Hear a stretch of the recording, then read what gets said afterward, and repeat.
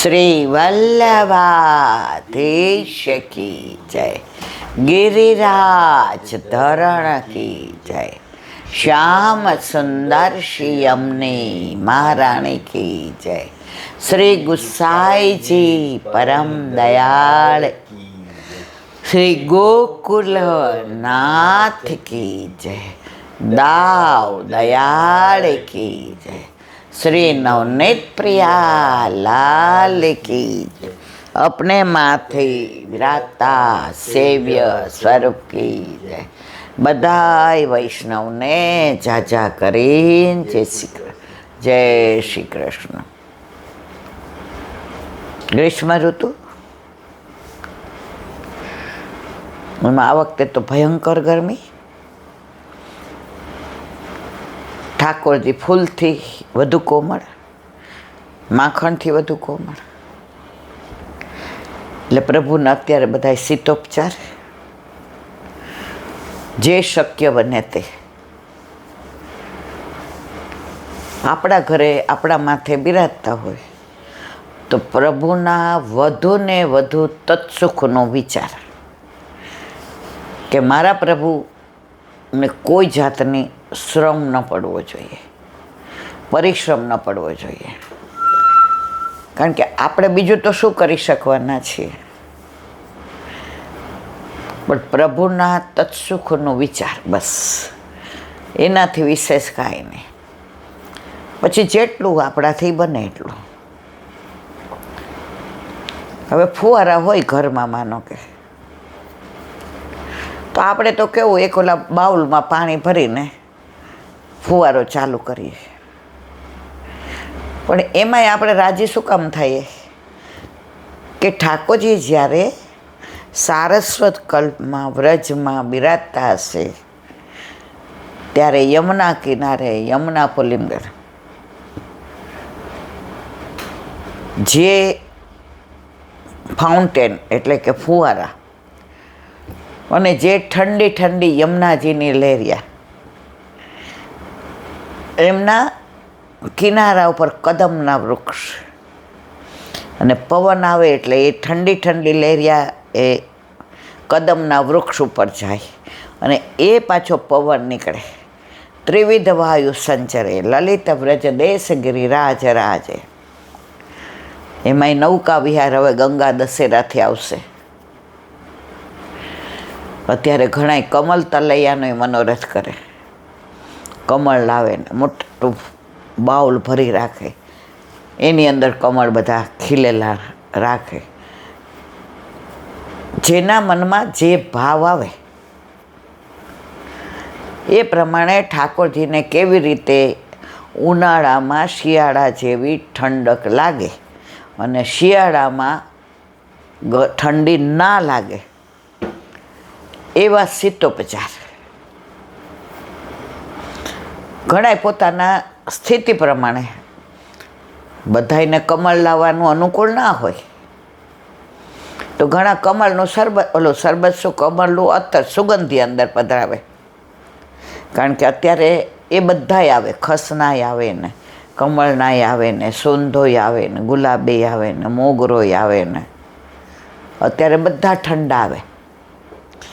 અત્યારે આપણે ઠંડાએ કરીએ, ઠંડાઈની રીત તો બધાને ખબર હોય, અંદર ખસખસથી માંડીને ઇલાયચીથી માંડીને બધું પધરાવાનું. ઘણા દૂધમાં કરે, જેને ટૂંકમાં જેવી પ્રેરણા ઠાકોરજી કરે એવા શીતોપચાર કરે. અત્યારે મંદિરોમાંય તમે જાઓ, ચારે બાજુ ફુવારા ને બધું. તમને આમ આપણે માનસીનો દાખલો, એક મિનિટ, આપણે બધા માનસી રાજાનો દાખલો વાત ખબર છે કે માનસી રાજા વ્રજમાં આવ્યા એટલે બધાને ખબર પડી કે રાજા આવ્યા જ ને, જો ઠાકોરજી નામ ઝાકમ જોડ કરશું તો વધુમાં વધુ મંદિરમાં ભેટ વધુ પધરાવીને જશે. એટલે બધાએ તમારે ત્યાં જોયું તો ઉનાળામાં જરીના કપડાં, વસ્ત્રો, હીરા ને મોતી ને માણેકના બધા શ્રૃંગાર ને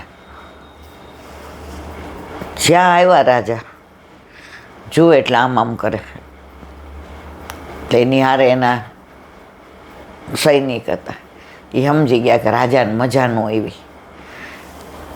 બધે જઈને કે ચલો અહીંયા પ્રભુના તત્સુખનો ક્યાંય વિચાર જ નથી. આવી ગરમી, આવો ઉનાળો, અને ઠાકોરજીને આવા જરીના વસ્ત્ર, આવા દાગીના. આપણે તમે જોજો વૈશાખ મહિનામાં લગ્ન હોય ને તો બોલ કરીએ, વૈશાખ મહિનામાં લગ્ન રાખે, બાપરે આવી ગરમીમાં આ કેમ કપડાં દાગીના. એટલે જોઈએ કે હળવામાં હળી સાડી કઈ છે અને હળવામાં હળવો દાગીનો કયો છે કે જે પરસે હોય એટલો બધો ના વળે, ગરમી એટલી ના થાય. ઓલાએ કીધું કે હા ભલે ચલો, પણ એની પહેલાં એક મારી વિનંતી છે કે અહીંયા ગોવર્ધન ઉપર શ્રીજી બાવા બિરાજે છે, ત્યાંની બધા બહુ વાતો કરે છે, તો ચલો ત્યાં દર્શન કરી આવીએ. માનસી રાજાની બહુ ઈચ્છા નહોતી, પણ આણે કીધું એટલે કે ચલો. ત્યાં ગયા. હજી તો આમ ચડ્યા ગિરાજી ઉપર, ત્યાં તો એવી સુગંધ ગુલાબ જળની ને ખોસની ને ફુવારા ને કમળના ફૂલની કમળ તલાઈ ને બધા ઘડાથી ને પાણી અંદર નાખે ને અંદર ગયા ત્યાં તો હા સ્વર્ગ શું કહેવાય. આપણામાં તો સ્વર્ગ હોય જ નહીં, પણ જે મર્યાદા માર્ગી આવ્યા હોય તો એમ કે આહા આહલાદક તો જો. અને એણે દર્શન કર્યા તો શ્રીજી બાવાએ ફક્ત નાની મોતીની માળા અને એકદમ મલમલનો પીછોડો આડબંધ, બીજું કશું જ નહીં. અને ઠાકોરજીને કળીના શ્રૃંગાર હતા, અને ચારે બાજુ વાતાવરણની અંદર જે સુગંધ હતી, જે ઠંડક હતી. એ જમાનામાં ક્યાં એસી હતા, ક્યાં લાઇટો હતી, તો આ એસીની ઠંડક તો શું. જોઈને માનસી રાજા કે બસ અહીંયા પ્રભુને સાક્ષાત માનવામાં આવે છે, અહીંયા પ્રભુને તત્સુખનો વિચાર કરવામાં આવે છે. અને રાજી થઈને ગયા કે ગુસાઈજી જે પ્રભુના તત્સુખનો વિચાર કરે છે એવો બીજા કોઈ ન કરે. તો આપણામાં તો ઋતુ પ્રમાણે સેવા. મથુરામાં કેશવરાયજીનું મંદિર છે, તો ત્યાં એવા ઝાકમ જોડવાળા બધા વસ્ત્રો દાગીનાને પહેરાવ્યા હતા. તો ગુસાઈજી ગોવિંદ સ્વામીને લઈને ગયા દર્શન કરવા. જોઈને ગોવિંદ સ્વામીને જીવ બળી ગયો. અરે આ ગરમી બહાર માથું ફાટી જાય છે,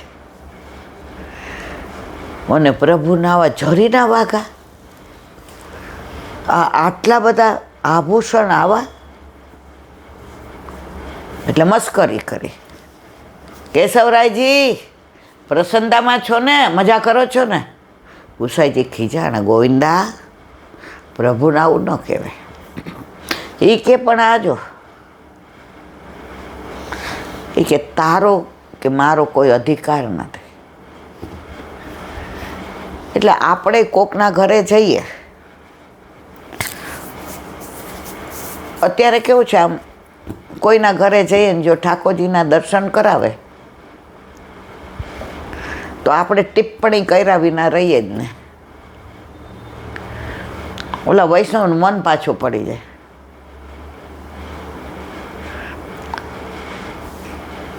એક મહારાષ્ટ્રના વૈષ્ણવ હતા, એણે ત્યાં બોમ્બેમાં ઠાકોરજી પુષ્ટ કરાવ્યા. હવે હતા એ લોકો મહારાષ્ટ્રીયન, એટલે જે એક હતું. કેટલા જણા છે? 2, હવે 3. યથા દેહે તથા દેવ, તમે જ એમ રોજ એમ ઠાકોરજીને રાખજો. ઓલા લોકો તો ઘરે આવ્યા, રાજી થઈ ગયા. હવે બોમ્બેથી થોડે દૂર હતા. હવે એ મહારાષ્ટ્રીયન સાડી પહેરે, એટલે ઠાકોરજીને મહારાષ્ટ્રીયન બધું ધરાવે, અને દર્પણ દેખાડે અને રાજી થાય. ને ઠાકોરજી મંદે મંદે મુસ્કાય. જેને આપણે કાંઠિયાવાડી હોઈએ તો આપણને ઉનાળામાં રાયતું ને એવું બધું ગમે.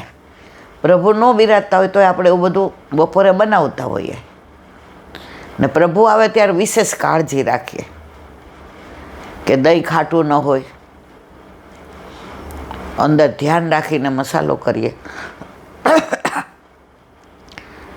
કર્યા પછી ફ્રીજમાં મૂકીએ.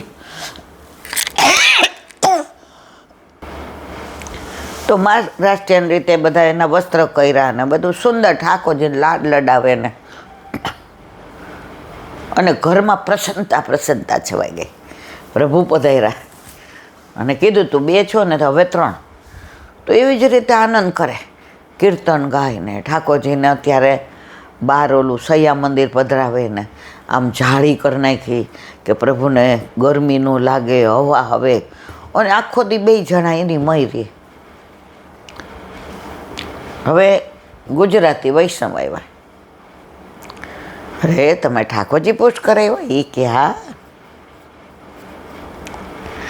ઓલા બિચારા ભોળા, એ કે જુઓ ને અમે તો નવા છે, કાંઈ ભૂલ નથી થતી ને. એટલે એમ કરીને દર્શન કરાવ્યા ઓલાને. અરર તમે તો કાળો કેર વર્તાવ્યો. એ કે હું થયું? આ 9 વારની આપણે પહેરી એવું ધરાવાય ઠાકોરજીને? આ તમે મહારાષ્ટ્રીયન બનાવી દીધા ઠાકોરજીને? આવી રીતે વસ્ત્ર ધરાવાય? તમે તો બહુ દોષ કર્યા. તમે જેને કાંઈ પૂછ્યું નહોતું? ઓલા વૈષ્ણવ કે હવે શું કરીએ? એ કે અમે તો હાચે બહુ દોષમાં પડ્યા. અમે તો અત્યાર સુધી આમ જ કર્યું. બિચારાને મોઢું પડી ગયું. સેવા સ્મરણ ને સત્સંગમાં મન મોતીને કાચ. એકવાર ભાંગે ને પછી સંધાય નહીં. ઓલા વૈષ્ણવ તો આવું બોલીને વયા ગયા. આ લોકો કે આપણે હાલો રાજભોગ સરાવીને અનુસર કર્યું. ઝાંપજીને પધરાવ્યા ઠાકોરજીને અને આવ્યા જેને ઘરે.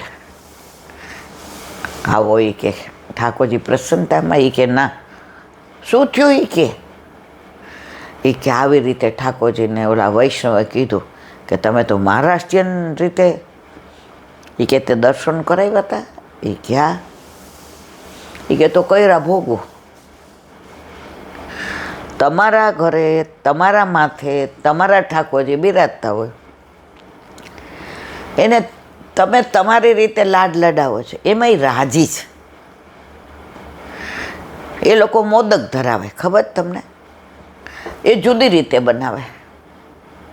આપણે કાઠિયાવાડી મોસ્ટલી ગોળના લાડવા બનાવીએ, અહીંયા ખાંડના બનાવે.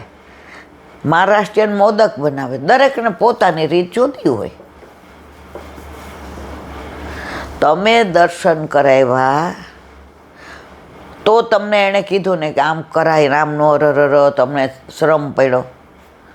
પાછા એ વૈષ્ણવના ઘરે ઠાકોરજી નહોતા. જે કે તમારા ઠાકોરજી પ્રસન્નતામાં છે, જરાય ચિંતા કરો નહીં. હવે નિયમ લઈ લ્યો કે કોઈ દી મારા ઠાકોરજીના દર્શન કોઈ નહીં કરાવો.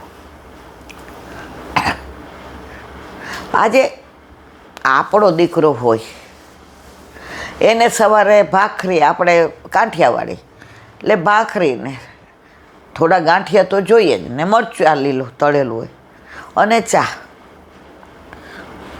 હવે આપણે નાનપણથી ખાતા હોય એટલે આપણો છોકરો એ જ ખાય.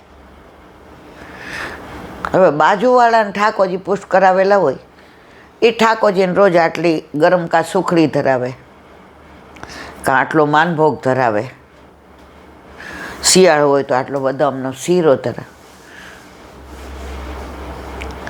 અને આપણને કહે આ શું ધરાવ્યું તો હવે મંગળામાં? ના, આપણે પાસે દોઢા. અમારે તો ના, તમારો દીકરો શું નાસ્તો કરે? અમારે તો રોજ ગરમ ભાખરી ને ગાંઠિયા. અહીંયા શું કે ફાફડા, આપણે ગાંઠિયા કહીએ. અને મરચાં રોજ તળવાના હોય. અમારા સૌરાષ્ટ્રના મરચાં તો ઘરે હોય જ. એ કે તમારા દીકરાને હુખડી ખવડાવો ને, આ હું આખો દી ભાખરી કર કરો. બીજે દિવસે ગરમ ગરમ સુખડી બનાવી. એ દિવસે દીકરો કાંઈ ન બોલ્યો. પાછી સુખડી શીરો બનાવ્યો એ ખાતું છે. નીચે આવ્યો, એ મમ્મી શું બનાવસ?